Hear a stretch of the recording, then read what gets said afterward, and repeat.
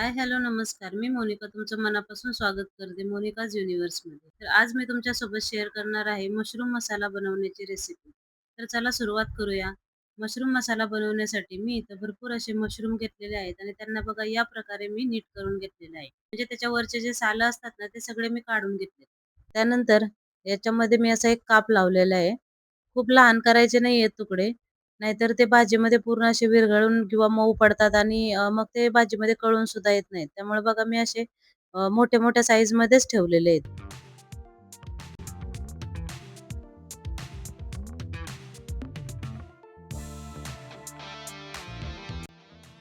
तर चला, मी आता इथं मसाला बनवायची तयारी करते. तर मी इथं 5 कांदे घेतलेत मीडियम साईजचे आणि आता ते मी ना मोठ्या-मोठ्या साईजमध्ये असे उभे काप करून घेणार आहे आपल्याला तळण्यासाठी.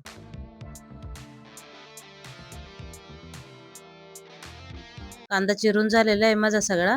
आता त्याला फ्राय करण्यासाठी मी गॅस पेटवला आणि त्याच्यावर एक पॅन ठेवलेला आहे. पॅनमध्ये मी भरपूर असं तेल ओतते. कारण आपल्याला कांदा जो आहे ना, तो पूर्ण असा फ्राय करून घ्यायचा आहे, कुरकुरीत करायचा आहे. आपण बिर्याणीला वगैरे वरून टाकण्यासाठी जो करतो ना फ्राय, सेम तसाच कुरकुरीत करून घ्यायचा आहे कांदा. भरपूर वेळ लागेल, पण पूर्ण तसाच एकदम फ्राय करायचा आहे. खूप जास्त करपवायचा नाहीये आणि कमी सुद्धा ठेवायचा नाहीये.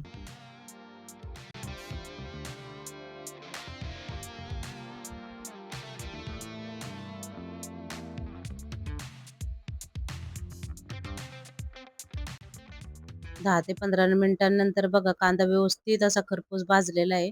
आता मी त्याला साईडला काढून घेते. त्यानंतर मी आता इथं मशरूम घेतलेत बघा. स्वच्छ धुवून घेतलेत मी हे मशरूम. त्यात मी ही पेस्ट टाकते. आता जो आपण कांदा परतला ना, त्याचीच ही पेस्ट आहे. ती मी मिक्सरला फिरवून घेतलाय कांदा आणि त्याचीच पेस्ट बनवली. त्यानंतर 1 चमचा दही टाकलंय.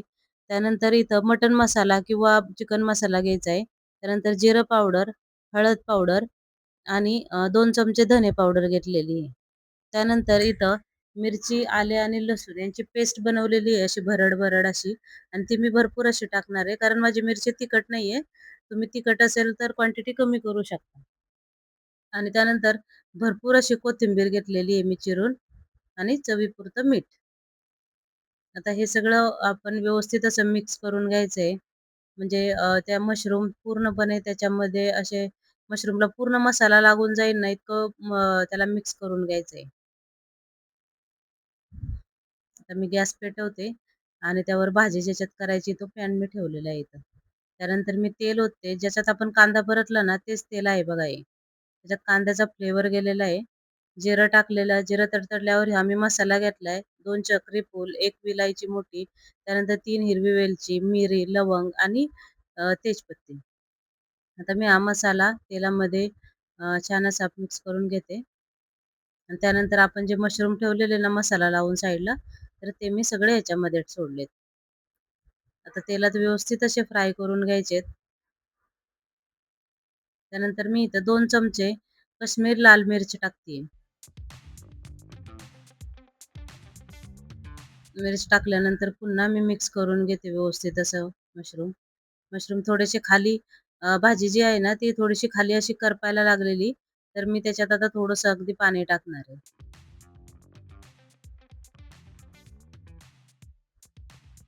हे बघा.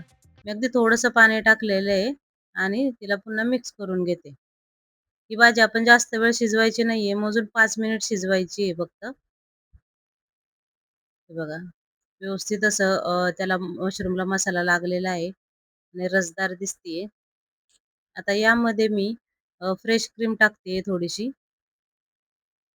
आणि क्रीम सुद्धा याच्यामध्ये छान अशी मिक्स करून घेते. क्रीम टाकल्यानंतर त्याचं टेक्स्चर बघा कसं झालेलं आहे. पूर्णपणे बदलून गेलेलं आहे. आता मी त्याला झाकण लावून फक्त 5 मिनिटांसाठी शिजू देणार आहे.